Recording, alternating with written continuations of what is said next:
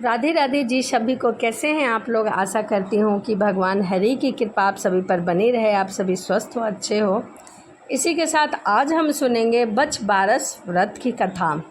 जन्माष्टमी के बाद भाद्रपद द्वादशी को बछ बारस का पर्व मनाया जाता है। बछ बारस के दिन विवाहित महिलाएं पुत्र प्राप्ति के लिए या पुत्र की मंगल कामना के लिए व्रत करती हैं। इस दिन व्रत रखने वाली स्त्री को गाय के बछड़े की पूजा करनी चाहिए। गाय का बछड़ा ना मिले तो बछ बारस की पूजा के लिए मिट्टी का गाय और उसका बछड़ा बनाकर पूजा करनी चाहिए।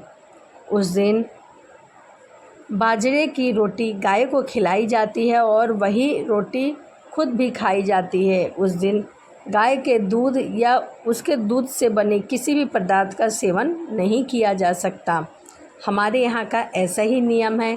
हो सकता है कि अलग अलग जगहों पर अलग अलग नियम हो। आपके यहाँ किस तरह से यह पूजा की जाती है कमेंट करके ज़रूर बताइएगा। तो आइए अब हम सुनते हैं बछ बारस व्रत की कथा। बहुत समय पहले की बात है। एक गांव में एक साहूकार रहता था। अपने 7 बेटे और पोतों के साथ रहता था।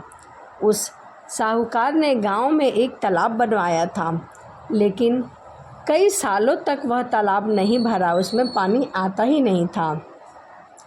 तालाब नहीं भरने का कारण पूछने के लिए उसने पंडित को बुलवाए। पंडित ने कहा कि इसमें पानी तभी भरेगा जब तुम अपने बड़े बेटे या अपने बड़े पोते का बलि दोगे। तब साहूकार ने अपने बड़ी बहू को पीहर भेज दिया और पीछे से अपने बड़े पोते को बलि दे दी। इतने में गरजते बरसते बादल आए और तालाब पूरा भर गया।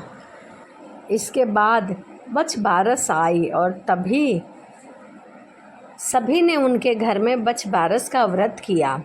अपना तालाब भरा हुआ देखकर इसकी पूजा करने साहूकार की बहू वहीं चली गई। साहूकार अपने परिवार के साथ तालाब की पूजा करने लगा। वह दासी से बोल गया था, गेहुला को पका लेना। गेहुला से तात्पर्य गेहूं के धान से था। दासी समझ नहीं पाई। दरअसल गेहुला गाय के बछड़े का भी नाम था। उसने गेहुला को ही पका लिया। बड़े बेटे की पत्नी भी पीहर से तालाब पूजने आई थी। तालाब पूजने के बाद वह अपने बच्चे से प्यार करने लगी। तभी उसने अपने बेटे के बारे में पूछा।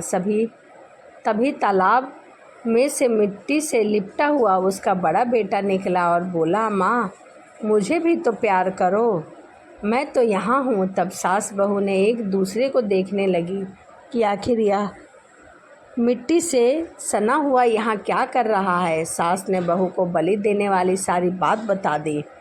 फिर सास ने कहा कि बछ बारस माता ने ही हमारी लाज रखी है कि आज हमारा बच्चा जिंदा है। उन्होंने हमारे बच्चे को वापस दे दिया। तालाब की पूजा करने के बाद जब वह वापस घर लौटी तो उन्होंने देखा बछड़ा नहीं था। साहूकार ने दासी से पूछा, बछड़ा कहाँ है?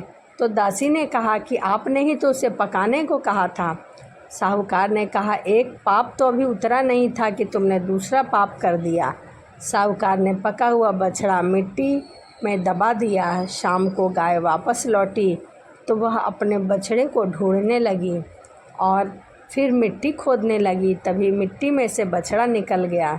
साहूकार को पता चला तो वह भी बछड़े को देखने गया। उसने देखा कि बछड़ा जिंदा है और बछड़ा अपनी माँ का यानी कि गाय का दूध पीने में व्यस्त था। तब साहूकार ने पूरे गांव में यह बात फैला दी कि हर बेटे की माँ को बछ बारस का व्रत जरूर करना चाहिए।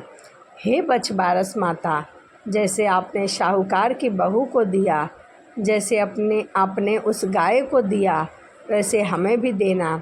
कहानी कहने वाले को सुनने वाले को देना, उनकी सभी मनोकामनाओं को पूर्ण कर देना। तो चलिए इसी के साथ वीडियो को समाप्त करते हैं और मिलते हैं अगली वीडियो में।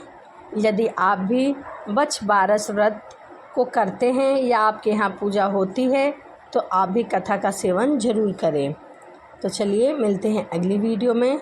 सभी को राधे राधे, जय श्रीमन नारायण, हरे कृष्णा।